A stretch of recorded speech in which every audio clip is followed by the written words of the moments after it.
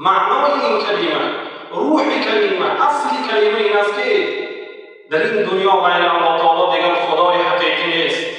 الله تعالی خودش تمام مخلوقات و موجودات را آفرید، شریک ندارد، هم مثل و هم مانند ندارد. الله تعالی یگانه است. باید یگانه الله تعالی را عبادت کنید. فقط به نام الله تعالی قسم یاد بکنید. معنای لا اله الا الله است که فقط به نام الله تعالی قسم بخورید. مانامی که نیست معبودی بر حق غیر خدا. می‌بیند، می‌شنود، قدرت دارد برای جزا دادن و عذاب دادن. دیگه کی قدرت دارد؟ به نام قسم می‌خورید، نام هیچ قدرت ندارد. بنابراین باید ذات قسم بخورید که شنود، داند، صاحب سخن باشد که نام گنگ است، راه گنگ است، قبر گنگ است. اینا نمیتونن. بنابراین قسم فقط به نام الله تعالی باشد. بزرگ شماریدن نیست، فقط الله تعالی را باشد. بنابراین سجده‌ای که ما میکنیم بغیر الله تعالی نیست. سری فرود و سری رکوع فقط در پیشگاه پروردگار است. در نزد مخلوقات سری تعظیم نادرست است. سری تعظیم مثل رکوع یا نصف رکوع نادرست است. نصف رکوع نادرست است. این فقط به الله تعالی عزت است. واقعا خارگری در پیشگاه پروردگار عزت است. خار بودن در پیشگاه پروردگار، زار بودن در پیشگاه پروردگار، بنده بودن خود را اثبات کردن، این عزت است. اما در پیشگاه مخلوق واقعا ذلت است، خوریگری است. خب یک انسانی که صاحب علم و معرفت در تکنولوژی بالا رفته، روزهای یکشنبه ببینید در نزد یک بت‌هایی که عظیم جثه هست آمده سری تعظیم می‌کنند. سری آنها چیزهای اختراع کرد که عالم از آن استفاده برده ایستاده است. لیکن عقلی که آنها دارند تعجب می‌کنید. از یک جهت تعجب می‌کنید که چیزهای نظم را ما استفاده می‌کنیم. از یک جهت می‌بینید که از هم روی درخت عبادت می‌کنند. در پیشگاه سری تعظیم می‌برند، سری رکوع می‌برند. این از خارگری. بنابراین بنده باید فقط پیشگاه پروردگار سوگند یاد کند، سری تعظیم بیاورد و نظر هم باید فقط به الله تعالی میشه. به نظرها اگر الله تعالی فرزندی حق به نظر قربانی میکنم، نظر کردن این کفر است، از ملت اسلام خارج میشه. قربانی کردن در راهها برای مثلا صدقه نشدن، قربانی کردن برای آب آمدن که جنها پیشون رو میگیرد، قربانی کردن در عمارت ساختن در ابتداش که جنها برای عمارت ما و برای ساکنان عمارت ضرر نکنند، این همه شرک به خدا است. الله تعالی باید یگانه عبادت کرده شد. این چنین غیر نام الله تعالی و دیگر نام‌ها قربانی کرده نمیشه. فقط بسم الله الله اکبر قربانی کرده میشه. اینها همه دعوت به آن میکنند که معنای کلمه را خوب بدانید. لا اله الا الله مفتاح جنت است، کلید جنت است. لیکن در صحیح بخاری آمده است که وحی بن منبه گفتند که هر یک کلید دندان‌ها دارد. این کلید بیارید اگر دندان نداشته باشد و نشان بدهیم که این چی است، هم بدهیم که کلید است. ولی که دندان ندارد گشوده نمیشه. دندانهاش عمل کردن است. بنابراین کدام انسانی که الله تعالی را یگانه پرستش کند از گناه‌ها هم الله تعالی او را نگاه می‌دارد. یوسف علیه السلام وقتی که زلیخا به نزدشان آمده به عمل زشت دعوت کرد، الله تعالی گفت کذلک لنصرف عنه السوء والفحشاء، ما از یوسف بدی و فاحشگی را دور کردیم. انه من عبادنا المخلصین، یوسف از جمله بنده‌هایی که خالص الله تعالی را عبادت می‌کرد و الله تعالی چیزی را شریک نمی‌آورد، یگانه الله تعالی را عبادت می‌کرد. بنابراین ما این از دینا نگاه داشتیم. بنابراین ابن قیم کدام انسانی که توحید و قوت داشته باشد، خداپرستی و یگانه پرستی و عظیم باشد، او از گناه دور است. کدام انسانی که به فاحشه نزدیک باشد، در توحید و در خداپرستی و نقص است، کمبودی هست. بنابراین مهمترین چیز این الله تعالی را یگانه شماریدن و یگانه شناختن است. حتی پروردگار عالم کلمه طیبه گفته است و در درخت نیک پروردگار مثال آوری کرده است. الله تعالی میگوید که مثلا ضرب الله کلمة مثلا الله تعالی ضرب المثل ضرب کلمة طیبة اصلها ثابت و فرعها فی السماء. کلمه طیبه یعنی لا اله الا الله مثل مثال او خدا میگه مانند درختی است، اصل و ثابت، اصلش در زمین، ریشه هاش در زمین استوار است و فرعها فی السما، شاخه هایش در آسمان است. تؤتی اکلها کل حین باذن ربها، همیشه بهار است، همیشه میوه میدهد کلمه توحید. برای که اصل ریشه که با قوت است در زمین استوار است، شاخه هاش هم تا آسمان رفتگی است، همیشه زمستان و بهار میوه میدهد. یعنی لا اله الا الله اگر استوار باشد، بنده که لا اله الا الله با زبان و با دل گفته است میوه میدهد. این اصلش اینه که عملهای صالح از آن صادر میشود. و مثل کلمه خبیثه، مثل کلمه بر کفر، که شجرة خبیثه، مانند درخت خبیث، درخت پلید است که اجتثت من فوق الارض ما لها من قرار، او ریشه ندارد، در روی زمین ایستادگی است، قرار هم ندارد. ما لها من قرار، او قرار ندارد و میوه هم ندارد. اگر رفت میوه داشته باشد میوه برمزه دارد. گفته پروردگار کلمه کفر ضرب المثل زده است. بنابراین کدام انسانی که الله تعالی را یگانه شمارد، پروردگار وعده داده است که برای او امنیت هست. الذين آمنوا ولم يلبسوا ایمانهم بظلم اولئک لهم الامن. آنهایی که الله تعالی را یگانه شماریدند و ایمان خود را با شرک آمیخته نکردند، برای اینها از جانب پروردگار امنیت است. و خوشبختی بنده بنابر یگانگی، یگانه پرستی او است. اگر به الله تعالی چیزی را و کسی را شریک نمی‌یابد، سزاوارترین بنده به خوشبختی این است. الله تعالی میگوید من عمل صالحا من ذکر او انثى وهو مؤمن فلنحيينه حیاة طیبه. کدام انسانی که خواه مرد است خواه زن است عمل صالح کند، به شرطی که به الله تعالی ایمان داشته باشد، الله تعالی میگوید که فلنحيينه حیاة طیبه، ما برای او حیات پاکیزگی، حیات خوشبختی میدهیم. و این یگانه پرستی، یگانه عاملی که تمام مردم غرب و شرق، عرب و عجم را جمع میکند، یک جایی میکند. خدا میگه این هذه امتکم امة واحده، این تمام مخلوقات همه یک هستند. اصلا همه ما کلکم من آدم و آدم من تراب، همه شما فرزندان آدم هستید و آدم از خاک هستند. همه شما اصلا یک هستید و پروردگار شما یگانه الله تعالی است، او را یگانه شما. همه بندگان را باید غرب و شرق و عرب و عجم را یگانه پرستی یک جایه میکنند. همه یک کس را باید عبادت کنند، غیر الله تعالی دیگر کسی را عبادت نکنند. یگان کلمه نیست که دهان با آن خوشبوی شود، یگان کلمه نیست که لبه ها حرکت کند بزرگتر از کلمه لا اله الا الله. پیامبر علیه السلام خیر ما قلت انا والنبیون خیر الدعاء دعاء یوم عرفه، بهترین دعا دعای روز عرفه است. در داخل 354 روز بهترین روز عرفه است و بهترین عبادت دعا است در آن روز. و بهترین دعایی که من و پیغمبرهای ما تقدم گفتن همان است. لا اله الا الله، غیر الله تعالی دیگر معبودی بر حق نیست. وحده، الله تعالی یگانه است، تاکید لا شریک له، شریک ندارد. له الملک از آن خدا است و له الحمد، برای حمد و ستایش پروردگار سزاوار است. و هو علی کل شیء قدیر، الله تعالی به همه کار قادر و توانا است. بنابراین لا اله الا الله کلمه‌ای که خون صاحب گوینده این محفوظ است.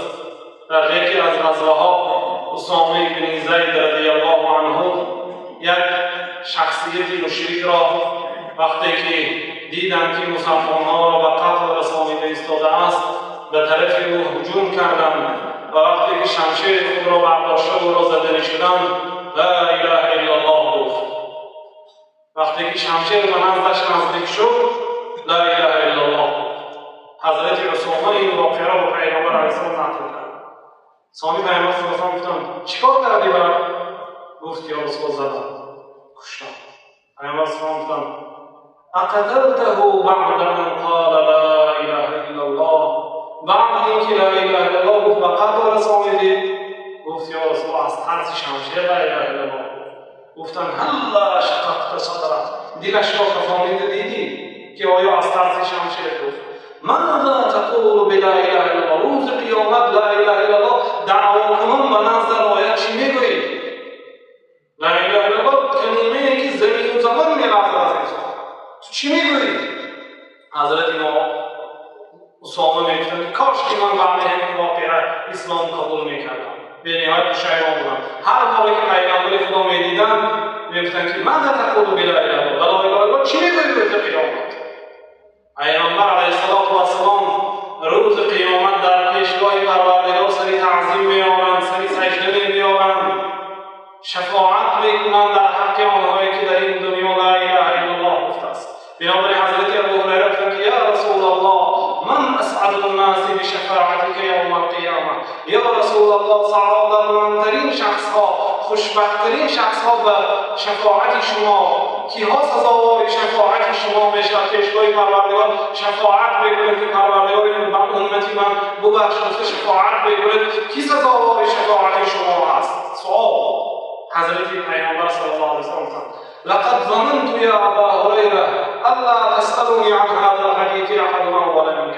در حقیقت گمان میکردم که یگان کسی این مسئله را از تو پیش نمیپرسد ای ابو هريره لما رايت من حرصك على الحديث، چون که من میبینم که بسیار به تعلیم علم حدیث هستی.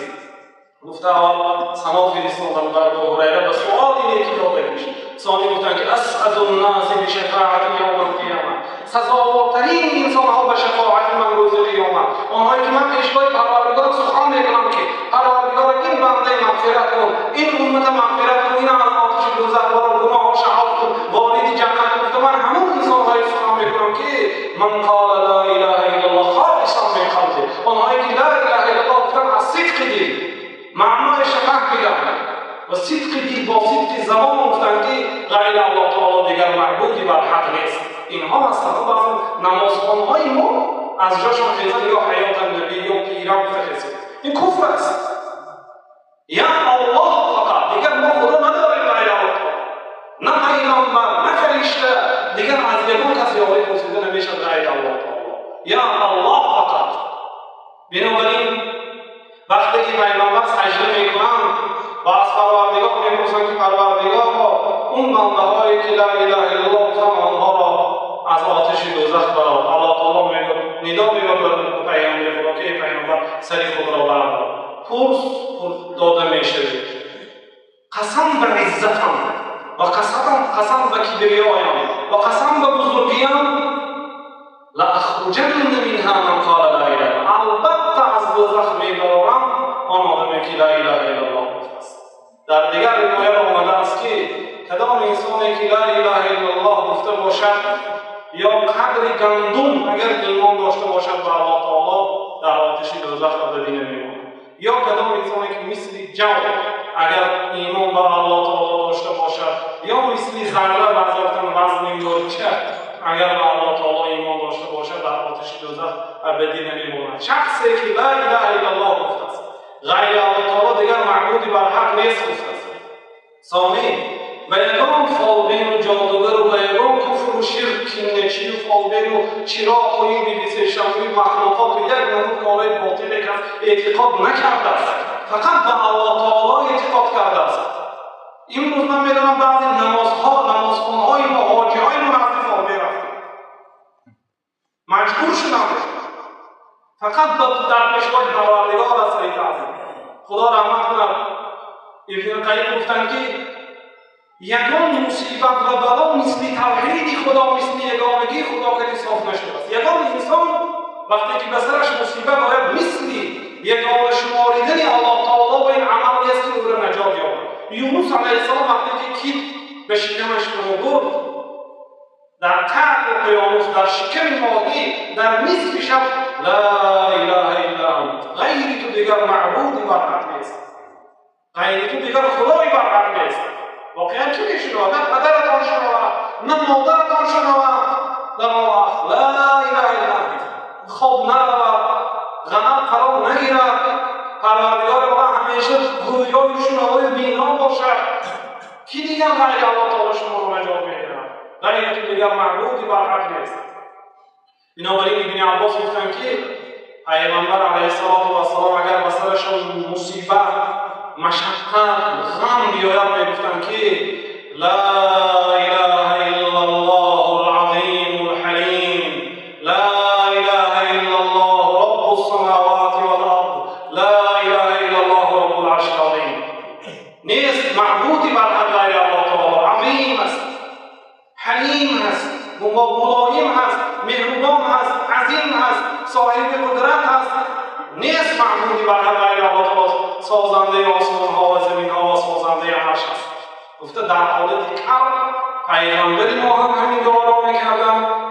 یونس علیه السلام خدا که فنجینا و کذلک ننجی المؤمنین.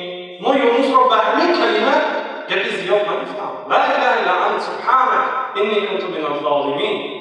غیر تو دیگر معبودی بر حق نیست، تو پاک هستی از عیب، نقصان، کمبودی، شریک، پاک هستی. اینی کنت من الظالمین، من از جمله ظالم ها شدم. دیگه کلیمه نگفتم غیر خدا گفت ما نجات دادیم.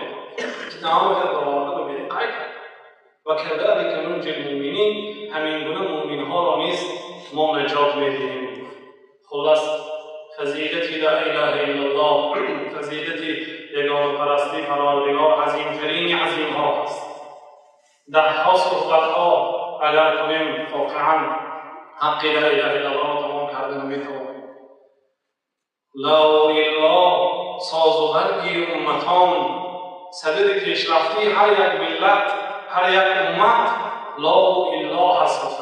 حضرت اقبال لا اله ساز و برگی امتان، هم لا گفتند هم الا گفتند. لا اله این زمان شوروی بود، لا اله نیست خدا. دوامش ملی گفتند کردم اندر مقام آتش نگاه، لا سلاطین لا کلیسا لا اله. لا اله میگفتند نیست خدا میگفتند. آقای روز یه روز میبیاد که تن نیست نابود میشه. حضرت اقبال بنابراین لا اله کفایتی نیست، الا الله لازم است. لا اله ساز و برگی امتان، سبب سبزش امت، سبب پیشروی امت. گفتنی هم لا هم الله است، نفی به اثبات مرگی امتان. کلام امتی که نفی کند و اثبات نکند، لا اله شد و الا الله شنگد، این سبب مرگش میشه. نمره هر دو این کلمه لا اله الا الله نیست خدای غیر الله تعالی هست، یک الله تعالی هست. دومین و این کلمه و کدام انسانی که اگر آخرین کلمش لا اله الا الله باشد پیغمبر خدا وارد جنت میشود. اگر لا اله الا الله باید وفات کند وارد جنت میشود. پیامبر صلی الله علیه و سلم حضرت ابوذر میگه رسول و این سرقه و این زنا زنان از این بیشتر دزدی کرده باشد یا زنا کرده باشد چه یا رسول الله؟ پیش از وفاتش لا اله الا الله گفت، لیکن از این بیشتر زنای دزدی کرده باشد چه یا رسول الله؟ پیامبر میگه و این زنا و این سرقه اگر دزدی کرده باشد زنا کرده باشد به جنت میرود. یا رسول الله اگر دزدی کرده باشد و زنا کرده باشد چه دوم مراتب ثواب پیامبر میگه و این زنا و این سرقه اگر دزدی کند زنا کند جنت میرود. حضرت ابوذر سیمی مراتب ثواب و این زنا و این سرقه دزدی کند زنا کند به جنت میرود. یا رسول الله و این زنا و این سرقه علی رغم عنصریته ابوذر بینیش به خواب آدم به جنت میرود. لیکن نماز خوانید، حج کنید، روزه دارید و خدا شهید دارید، شما بازگشتتان به آتش دوزخ است. اربعون آباد میسوزید. بنابراین موضوع مهم است. بنابراین حضرت ابوذر هر وقت که همین حدیث میگفتند کسی که آخرین کلامش در این دنیا لا اله الا الله باشد اگرچه پیش از این دیگر گناهها کرده باشد دین میشه ابوذر و خواب آدم بل به جنت در می‌دارد. حدیث میگه روایت بخاری و مسلم است. الله تعالی پرسان هستیم که آخرین سخن هر یکی ما و شما لا اله الا الله باشد و برای آخرین سخن لا اله الا الله شدنش انسان باید زبان خود را همیشه آمادگی، همیشه در تمام حالتها زبانی رو به لا اله الا الله آمیخته باشد و به مضمون لا اله الا الله عمل میکنند. الله تعالی هر یکی ما و شما را عفو و مغفرت گناههای ما را پروردگار محو گرداند و بازگشت ما شما را به جنتی جاودانی گرداند و لا اله الا الله گوینده حقیقی باشیم و پروردگار عالم آخرین کلام را برای ما میسر بگرداند که لا اله الا الله باشد روز قیامت همراهی امام لا اله الا الله گویها، پیغمبرها یا علماها هم نفس و هم نشست باشیم.